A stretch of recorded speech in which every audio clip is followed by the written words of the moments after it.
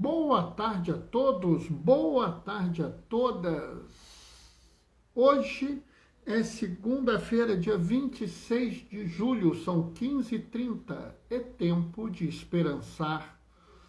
Hoje é dia de São Joaquim de Santana, né? Os avós maternos de Jesus, ou seja, pai e mãe de Maria, né? A leitura que a gente vai fazer hoje é uma leitura até pequena, sabe? Mateus, capítulo 13, versículos 16 e 17. São 2 versículos, é um negocinho assim pequenininho. Oi, Fátima, paz e bem!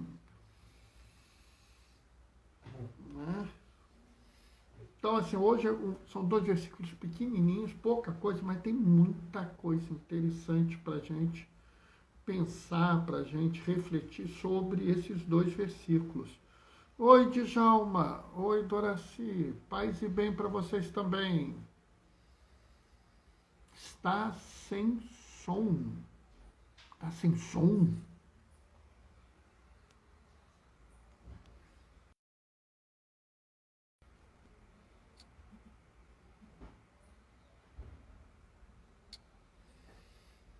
Vocês estão me ouvindo agora? Está com som?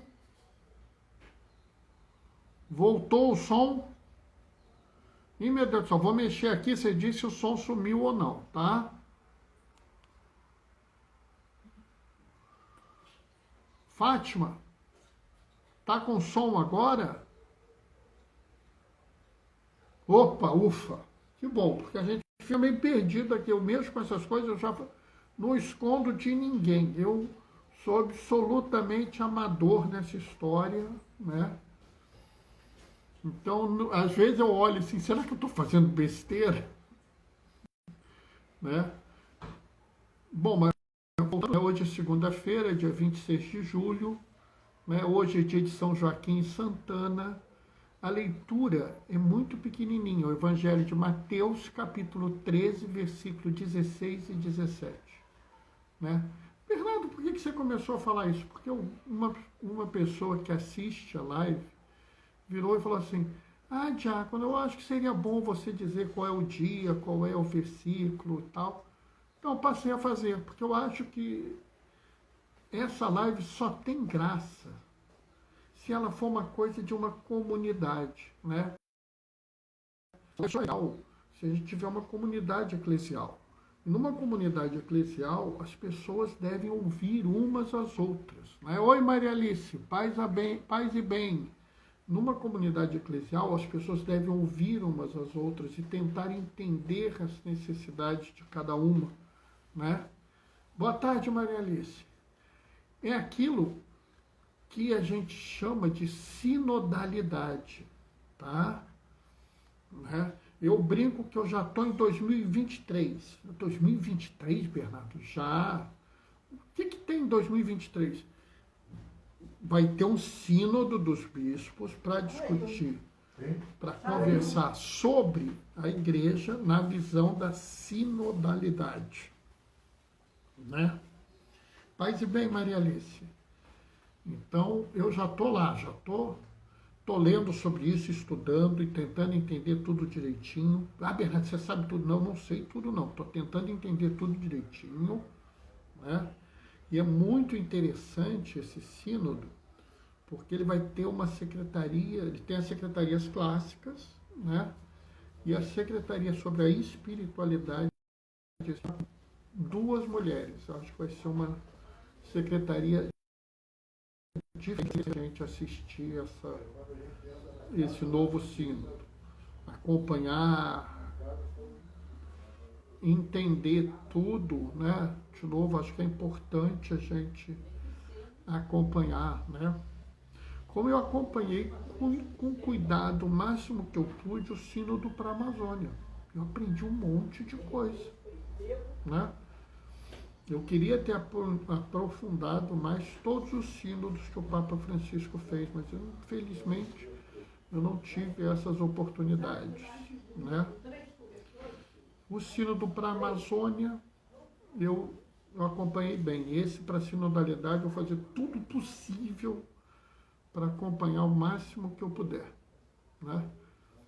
É claro que o sonho está lá, mas como não tem nada a ver com isso, nunca estarei lá. Né? Mas hoje a gente vai fazer uma reflexão muito interessante, eu espero. Oi, Denise, paz e bem. Né? Acho que é muito interessante a nossa reflexão hoje.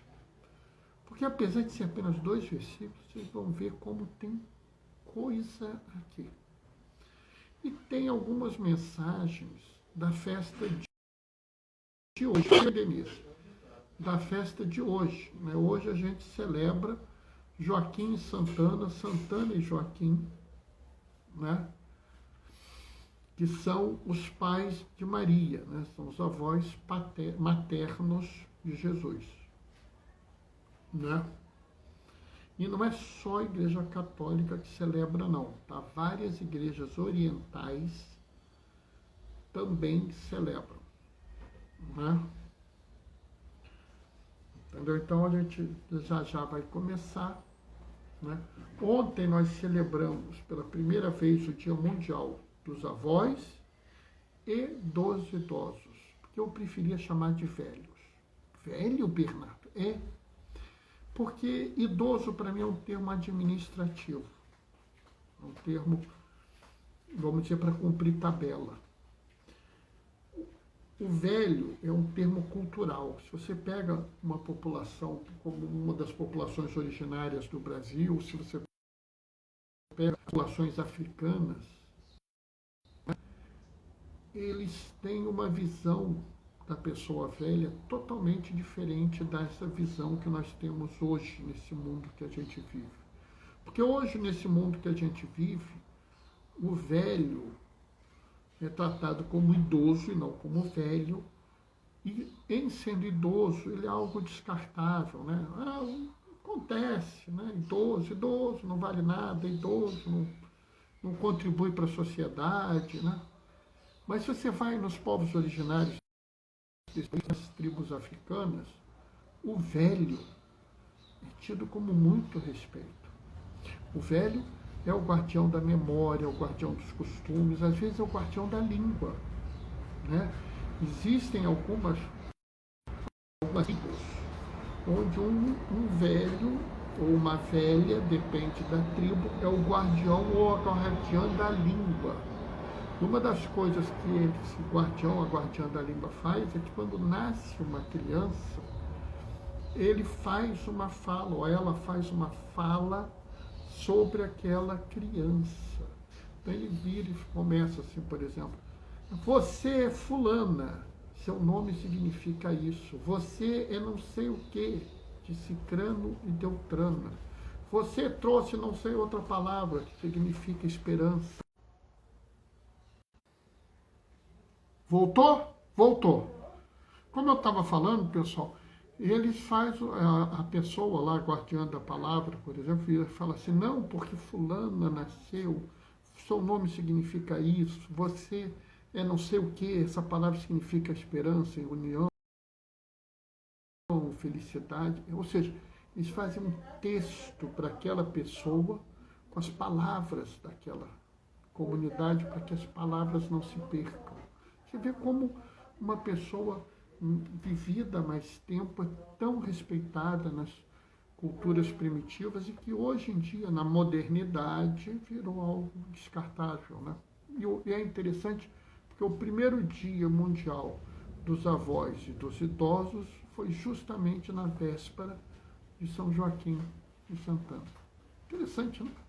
Bom, vamos começar a nossa celebração. Tive um problema aí, ficou meio travado um tempo, mas agora voltou. Vamos nós. O Senhor esteja convosco. Ele está no meio de nós. Proclamação do Evangelho de Jesus Cristo, segundo Mateus. Naquele tempo disse Jesus aos seus discípulos, felizes sois vós, porque vossos olhos veem e vossos ouvidos ouvem. Em verdade vos digo, muitos profetas e justos desejaram ver o que vedes e não viram, desejaram ouvir o que ouves e não ouviram. Palavra da salvação. Sabe, muita gente vai ver esse evangelho. Oi, Alcarte, paz e bem. Oi, Isabel, minha filha, paz e bem. Muita gente vai ver esse evangelho de 2 versículos e vai dizer assim, mas o que tem isso de importante? O que tem isso que pode servir para a minha vida? Né? Então, assim, aqui a gente tem 2 coisas diferentes que a gente deve acompanhar aqui, porque elas têm valor. A primeira coisa, né, é você ver o que Jesus está falando. Jesus fala claramente para os discípulos, né, vocês são felizes porque vocês olham, vocês veem, e há muitos profetas e justos que queriam estar no lugar de vocês e não estiveram. E sabe, a palavra justo é uma palavra complicada, porque a mesma palavra que você traduz como justo poderia ser traduzida como... A mesma palavra que você traduz como justo poderia ser traduzida como santo. Entende? Então ele está dizendo assim, felizes são vocês, porque os santos, os profetas gostariam de estar no lugar de vocês. E se a gente pensar bem, o justo é uma figura judaica importante, né? O pessoal acreditava que quem fosse justo não sofreria, não ficaria doente, não teria nenhum problema, teria dinheiro, teria descendência, teria saúde, porque era justo, né? Então, na cabeça das pessoas, justo era alguém muito especial. Isso é tão importante que há um momento que os judeus entram em crise, que é quando o justo sofre. O justo sofredor perturba a cabeça do judeu. Então, Jesus está falando aqui dos profetas e dos justos.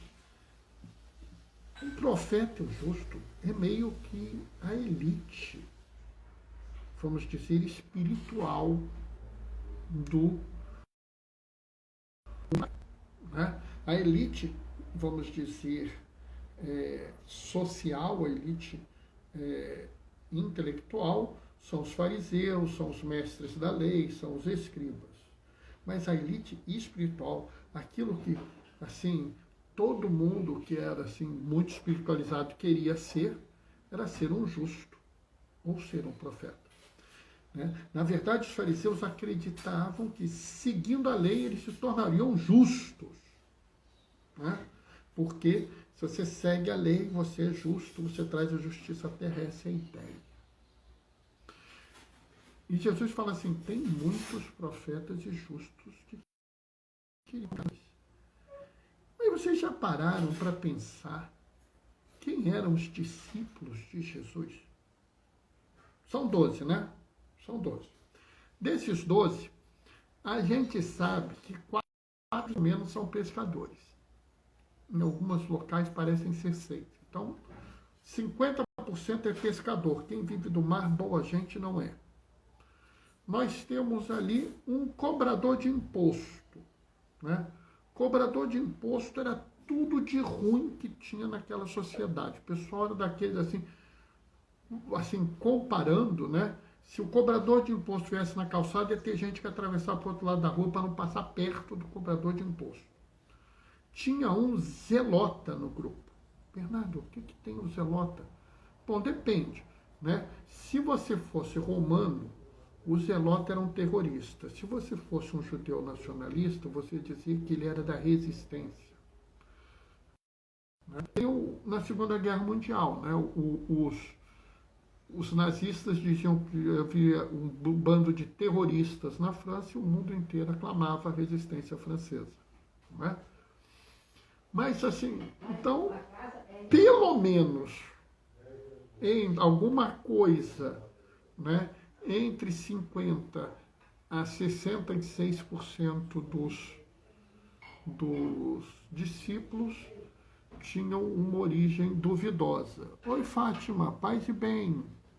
Mas não para por aí, não. Lembra que Filipe e o irmão dele ficaram irritados uma vez com os samaritanos e perguntaram se podiam rezar para cair fogo do céu e fulminar os samaritanos. Então, você parando para pensar assim, olha e fala assim, mas esses são os exemplos. Essas pessoas, assim, que não são prontas, essas pessoas que não são prontas na fé, essas pessoas que são limitadas, essas pessoas que não são socialmente aceitas, essas mereceram ver e ouvir o que os justos e os profetas não ouviram nem viram? Bernardo, isso não faz sentido. Não faz sentido, porque a gente continua com a mente que não é a mente de quem entende a palavra de Jesus. E quando eu falo isso, eu vou dizer para vocês que eu também, às vezes, não entendo. Né? Hoje, quando eu li a vez, eu fiquei olhando e falei assim, meu Deus do céu, o que eu vou falar? Eu demorei a fazer o meu raciocínio, porque isso é uma coisa que está na cabeça de todos. A gente acha que a religião é uma questão de mérito, né? Ah, não, fulano merece isso, fulano merece ser santo, fulano merece ser profeta, fulano merece uma distinção especial, fulano merece um lugar melhor na igreja, fulano merece o perdão, fulano merece a comunhão. Não, pessoal, esquece. Jesus não tem nada a ver com mérito. Jesus tem a ver com amor. Tá? Jesus tem a ver com acolhida, com inclusão. Se você quiser pôr a letra M, então você fala assim, Jesus não tem nada a ver com mérito, Jesus só tem a ver com misericórdia. Ele mesmo falou, eu não quero sacrifício, eu quero a misericórdia. A gente tem que parar de achar isso.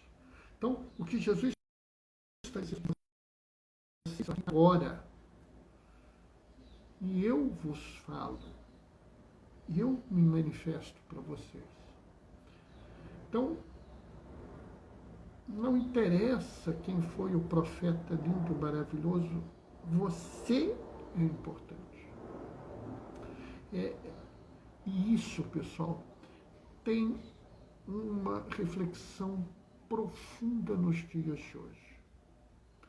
Porque nos dias de hoje há um grupo de pessoas que quer, vamos dizer assim, manipular, deformar a palavra de Deus. Tem um grupo de pessoas que quer transformar a palavra de Deus em algo que seja excludente, em algo que as pessoas de perto de Deus, onde só alguns puros santos escolhidos podem receber os dons, enquanto o resto das pessoas está fora. Né? Mais ou menos como é a lógica de muitas pessoas hoje. Fulano é pobre porque ele não trabalhou o suficiente para ser rico. Fulano tem um problema na família porque ele não cuidou da família dele. Cicrano, a família não vai bem porque ele não rezou bastante. É assim. Ou seja, você atribui que a pessoa tem que ter um esforço que eu até entendo que há uma necessidade sim da gente se esforçar. Até entendo. Mas não é o esforço que justifica o dom. Não é não é só o esforço. O esforço deve ser a menor parte nessa história. Vamos falar sério. E isso, inclusive, está num salmo. Se Deus se Deus nos julgasse segundo as nossas faltas, quem há de subsistir? Ou seja, lá no Salmo já diz, se nós fôssemos julgados pelo que nós fazemos de errado, fôssemos condenados. No outro Salmo, o Salmo fala, Deus não nos pune conforme nossas faltas exigem. Então, não é uma relação matemática. Não é uma relação, você fez 5 boas ações e 3 pecados, então você está com saldo positivo, você merece comungar. Ou você merece o perdão, ou você merece ser respeitado, ou você merece ser cuidado, protegido. Né? Ah, não, fulano tem um pecado muito grande. Então, se ele tem um pecado muito grande, ele não é ser humano, o que fizerem com ele está certo. Não é nada disso. A alegria dos pequenos. Foi aos pequenos que se revelou Jesus. Foi aos pequenos que receberam a graça de ver o Salvador pela primeira vez. Vamos combinar que pastor na época de Jesus era assim, tipo um mendigo. Ele não tinha o direito de passar o domingo com a sua família. Ele não repousava domingo porque ele tinha cuidado do rebanho. A maior parte dos pastores, às vezes, não tinha sua casa, não tinha sua terra. Então, ele era totalmente desprezado. E quem foram os primeiros a ver a salvação? Eles, os pequeninos. Quem foram os primeiros a serem chamados a seguir Jesus? Os pescadores, o zelota, o coletor de imposto e os 2 caras que queriam tocar fogo na Samaria porque não gostaram dela. Sabe, pessoal, a gente tem que parar de achar que a relação da igreja é uma relação de mérito. Não é. Ninguém comunga porque merece. Ninguém recebe o perdão porque merece. Ninguém recebe o sacramento da ordem porque merece. Vocês acham que eu mereço ser diácono? Não é uma questão de merecimento, é uma questão de amor. O que falta, às vezes, nas nossas relações é amor.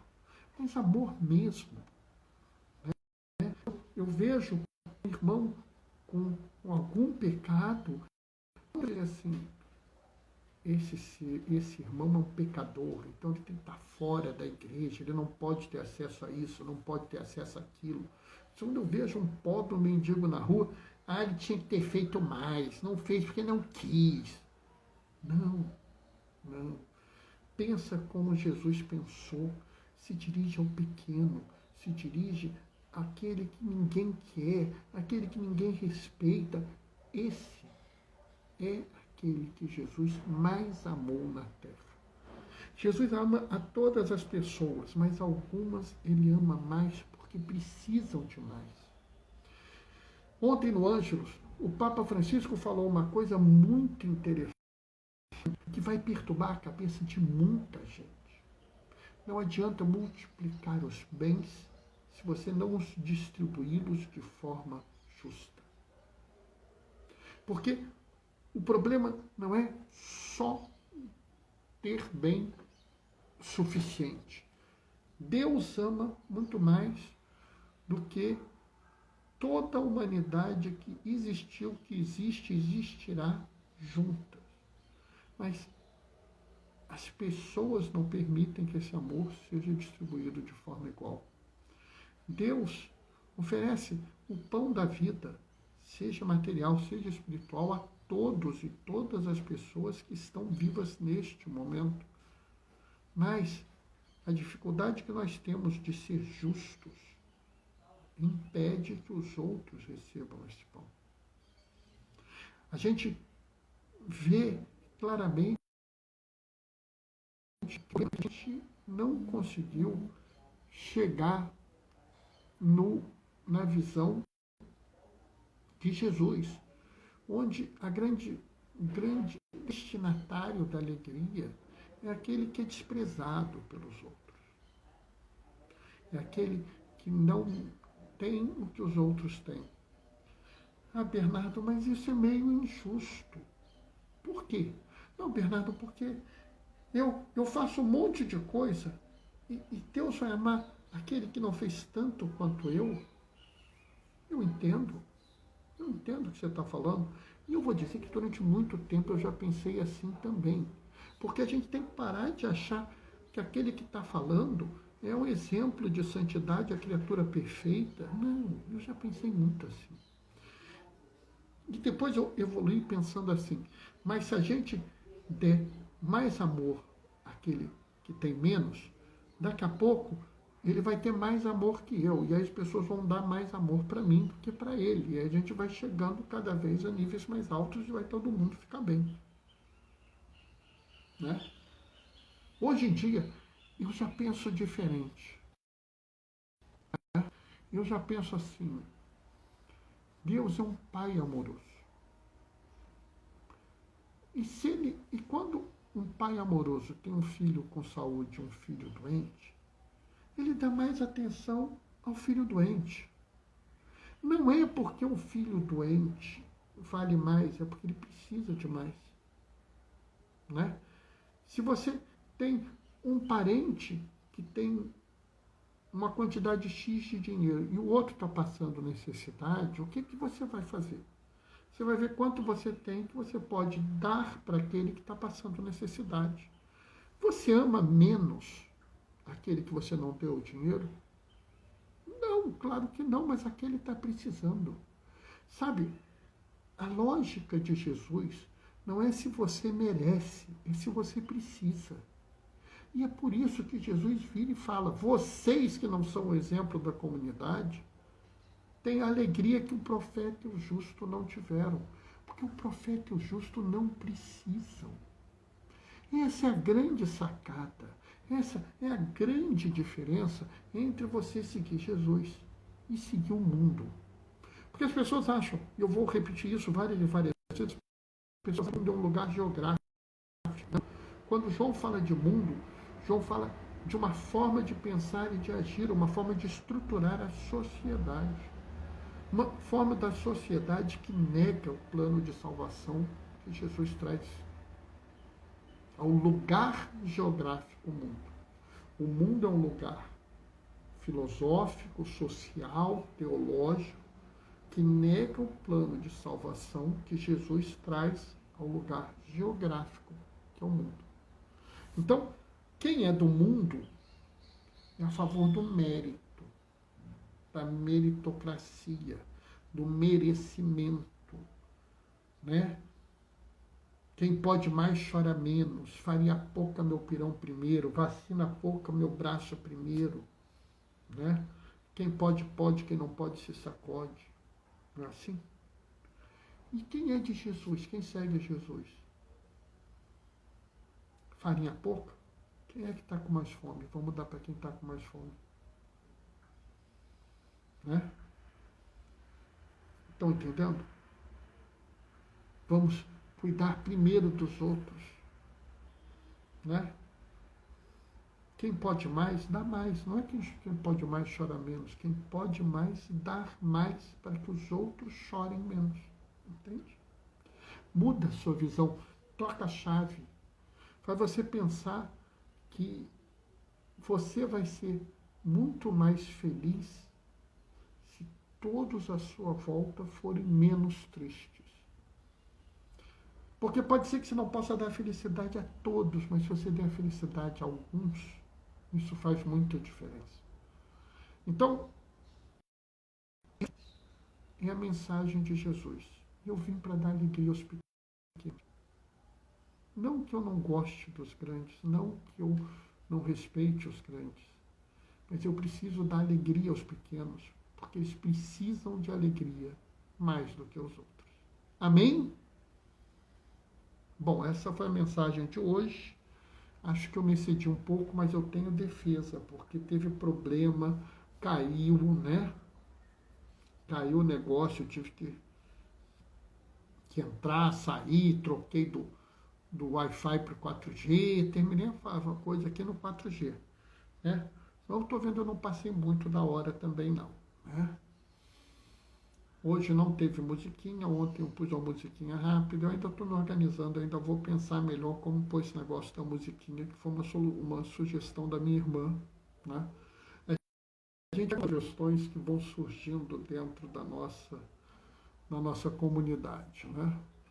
E eu volto a insistir, se algum dia algum de vocês olhar, pô, eu quero dar minha opinião, dê sua opinião, tá? A gente está aqui, se quiser, a gente abre a tela, se partilha, dá a sua opinião comigo. O que é importante é que a gente esteja junto, que a gente reflita e pense junto. Fátima mandou uma mensagem, amém, com mãozinha de oração. Obrigado, Fátima. Né, Maria Alice também está mandando amém com mãozinha de oração. Obrigado, Maria Alice. Estamos juntos. Né? Hoje é dia do vovô, dia da vovó, né? Porque é dia de Joaquim e Santana, que são os pais de Maria, os pais da Virgem Maria, tá? Então, se você conhece vovô, conhece vovó, ah, Bernardo, eles estão longe, reza para eles, oi, vovó, né? Tão bom quem tem vovô e vovó vivos ainda, liga para eles, dá uma conversada, tá?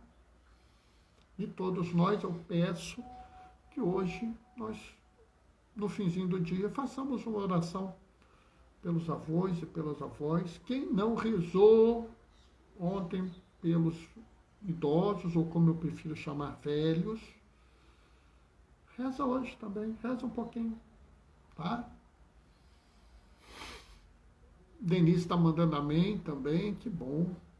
Pessoal, quem tiver um tempinho, vai no blog do Gaioso, Diaconia da Palavra, blogspot.com, vai ver lá o que ele falou, tá? Vou me despedir de vocês, né? E assim que eu puder, eu vou subir essa celebração. Eu quero ver se eu subo essa live hoje ainda, tá, pessoal? Vai depender aqui da minha internet.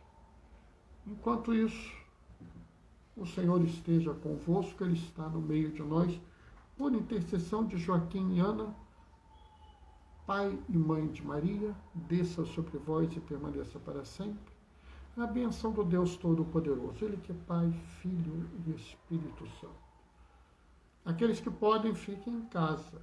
Quem não puder, quem tiver que sair, usa máscara. Chegou a chance, tem oportunidade, toma a vacina.